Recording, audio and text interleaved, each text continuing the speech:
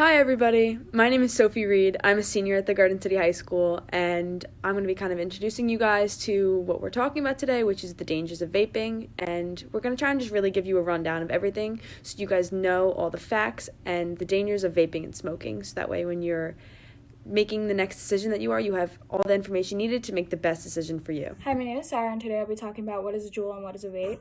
Vaping is an inhalation of aerosol produced by an e-cigarette. Most common brands of e-cigarettes are S-Smoke, Enjoy, and Juul. These e-cigarettes were created for those who were smoking regular cigarettes. However, across the country, teens have been trying e-cigarettes more than ever now. The Juul pods contain 5 substances that are not good for the body. They're harmful. It contains nicotine, which is a harmful substance to your heart, hormones, and your gastral system. As well, it is addicting. Hi guys, I'm Grayson, and there's some important information that everyone should know about e-cigarettes. So these products contain nicotine, which is found in other addictive drugs, and this almost trains the brain to react positively to negative things and makes it easier for someone who vapes to become addicted to other harmful drugs. Secondly, vaping is probably most common around high school age students, and it's really detrimental to our health, especially since our brains are not yet fully developed. So this can definitely impact the development of people's brains. And lastly, there are very dangerous chemicals that are found in e-cigarettes. And once you inhale these metals into your lungs, that has been proven to cause cancer. So, at the end of the day, there really are no long-term positive effects that vaping can have. And I'm going to pass it over to Brian, who has some statistics. Hi, I'm Brian Berkeley, and I'm here to talk about nationwide trends in vaping and Garden City High School data. Many people are aware that traditional cigarette use has decreased in the previous years, but at the same time, e-cigarette use has dramatically increased and is not receiving enough attention. With combined stats of e-cigarette use and cigarette use, the rates at which high schoolers are smoking has actually increased. Hi guys, I'm Molly. I'm a junior at the Garden City High School, and today I'm going to be talking to you about vaping, but more specifically, some refusal techniques and what you can do if you've already started. So we've seen that vaping is on an increase, not only nationwide, but much closer to home in our own school district. So how can we prevent more students from participating in this trend? Some refusal techniques. Number 1, provide a reason why you can't. This is pretty self-explanatory, but it can be used in almost any social setting that you're in. Number 2, you've changed the conversation to a different subject. You can talk about something that you heard in school or something funny that you read online or that a friend told you. Basically anything you can do to change the subject from vaping. Number 3 is repeating yourself. This is a great technique because it's so direct and straightforward and definitely gets the point across that you are not interested in vaping. Number 4 is removing yourself from the situation. You can say you have a ride outside who's waiting to pick you up. You can take a picture with a different friend, or very simply just talk to a different group of people. And this also gets the point across that you are not interested in the peer pressure or whatever that person is saying about vaping. And lastly, we have number 5, which is using good judgment.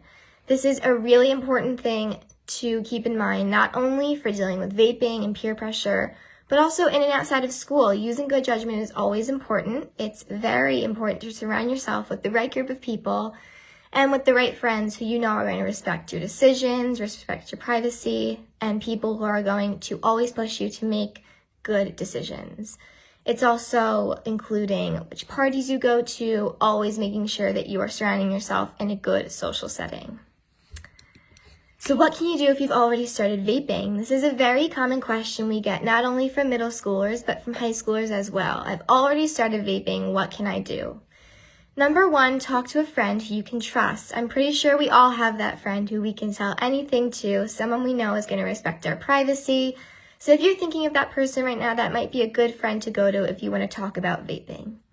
Number 2, we have reaching out to a trusted adult. This can include a grandparent, an aunt and uncle, maybe an older brother or sister, someone who, again, is going to respect your privacy and give you good advice from an older perspective.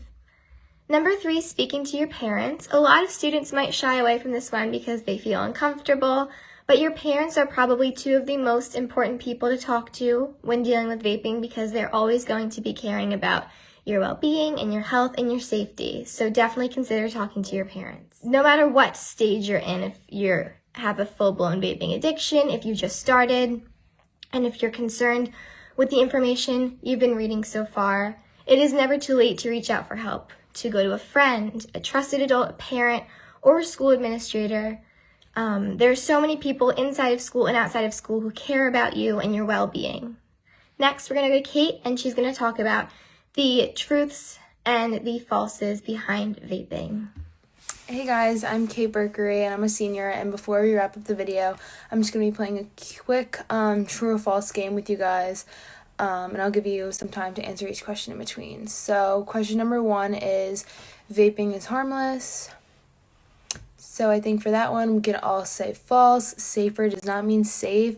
And although it is an alternative used to traditional cigarettes, there is still a large risk associated with using these products.